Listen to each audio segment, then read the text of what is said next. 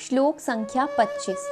यह आत्मा अव्यक्त, अकल्पनीय तथा अपरिवर्तनीय कहा जाता है।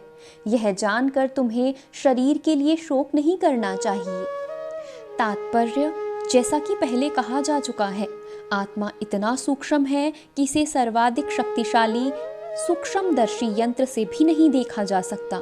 अंततः ये अदृश्य है। यहाँ तक आत्मा के अस्तित्व का संबंध है, श्रुति के परिणाम के अतिरिक्त अन्य किसी प्रयोग द्वारा इसके अस्तित्व को सिद्ध नहीं किया जा सकता। हमें इस सत्य को स्वीकार करना पड़ता है, क्योंकि अनुभवगम्य सत्य होते हुए भी आत्मा के अस्तित्व को समझने के लिए कोई अन्य साधन नहीं है। हमें अनेक बातें केवल उच्च प्रमाणों के आधार पर माननी पड़ती हैं। कोई भी अपनी माता के आधार पर अपने पिता के अस्तित्व को अस्वीकार नहीं कर सकता। पिता के स्वरूप को जानने का साधन या एकमात्र प्रमाण माता है।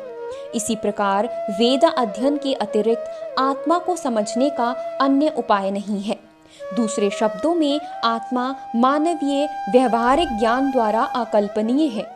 आत्मा चेतना है और चेतना है वेदों के इस कथन को हमें स्वीकार करना होगा। आत्मा में शरीर जैसा परिवर्तन नहीं हो। मूलतः अविकारी रहते हुए आत्मा अनंत परमात्मा की तुलना में अणुरूप है। परमात्मा अनंत है और अणुआत्मा अति सूक्ष्म है।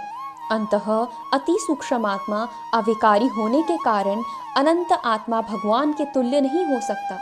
यही भाव वेदों में भिन्न भिन्न प्रकार से आत्मा के स्थायित्व की पुष्टि के लिए दोहराया गया है। किसी बात का दोहराना उस तथ्य को बिना किसी त्रुटि के समझने के लिए आवश्यक है। हरे कृष्णा।